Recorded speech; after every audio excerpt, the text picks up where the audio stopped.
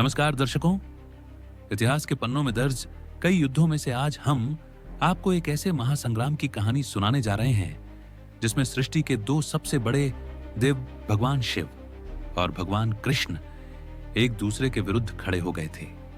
यह कथा है शोणितपुर के पराक्रमी मगर घमंडी असुर राजा बाणासुर की।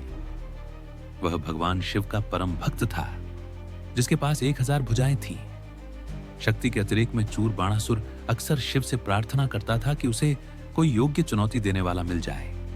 उसका अहंकार ही उसके पतन का कारण बनने वाला था। बाणासुर की पुत्री राजकुमारी उषा ने एक स्वप्न देखा। स्वप्न में उसने द्वारका के राजकुमार भगवान कृष्ण के पौत्र अनिरुद्ध को देखा और तुरंत उससे प्रेम कर बैठी।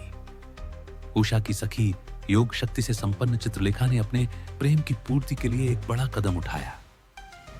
अपनी योग शक्तियों से उसने अनिरुद्ध का द्वारका से अपहरण किया और चुपके से उन्हें उषा के महल में ले आई।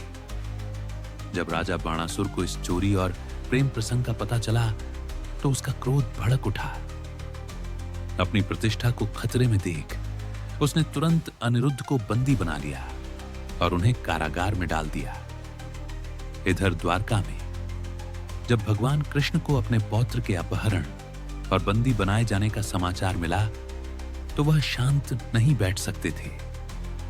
न्याय और धर्म की रक्षा के लिए श्री कृष्ण ने अपनी विशाल सेना के साथ शोणितपुर पर आक्रमण कर दिया। बाणासुर अपनी हार सामने देख रहा था। उसने तुरंत अपने गुरु और आराध्य भगवान शिव की शरण ली। अपने भक्त की पुकार सुनकर भोलेनाथ अपने पुत्र कार्तिकेय और अपने शक्तिशाली गणों को साथ लेकर बाणासुर की ओर से युद्ध करने आ गए।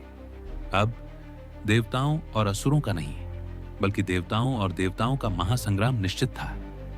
रणभूमि में भयंकर कोलाहल मच गया। एक ओर बलराम जी शिव के पराक्रमी सेनापति कुंभांड और कूपकर्ण से भिड़ रहे थे।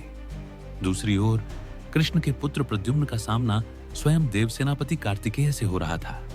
और फिर वह क्षण आया जब स्वयं भगवान कृष्ण और देवाधिदेव महादेव आमने सामने खड़े थे। शिवजी ने कृष्ण पर अपने सबसे भयंकर अस्त्र पाशुपतास्त्र सहित कई शक्तिशाली दिव्यास्त्रों का प्रयोग किया, लेकिन योगेश्वर कृष्ण ने अपने कौमुद की गदा और शारंग धनुष से शिव के हर अस्त्र को काट दिया। यह शक्ति का नहीं बल्कि मर्यादा और धर्म के सिद्धांतों का द्वंद्व था। अंत में इस युद्ध को समाप्त करने के लिए कृष्ण ने एक अनोखा अस्त्र चलाया, जृंभाण अस्त्र। इस अस्त्र के प्रभाव से शिवजी को इतनी गहरी उबासी जम्हाई आने लगी कि वह लड़ने की शक्ति खो बैठे। विवश होकर उन्हें युद्ध क्षेत्र से पीछे हटना पड़ा। अपने संरक्षक के हटते ही बाणासुर अकेला पड़ गया।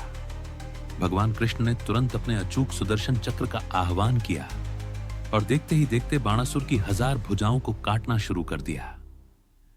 जब बाणासुर की केवल 4 भुजाएं शेष बचीं तो शिव जी वापस आए।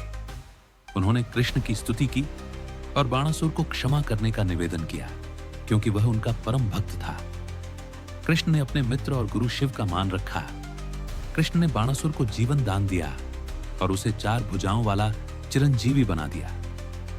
बाणासुर ने अपनी हार स्वीकार की और अनिरुद्ध तथा उषा को विवाह के बंधन में मुक्त कर दिया। इस प्रकार धर्म की स्थापना हुई और कृष्ण ने महादेव के सम्मान को भी बनाए रखा। आपको यह कथा कैसी लगी हमें कमेंट में जरूर बताएं। ऐसे ही और पौराणिक रहस्यों को जानने के लिए हमारे चैनल को सब्सक्राइब करें। धन्यवाद।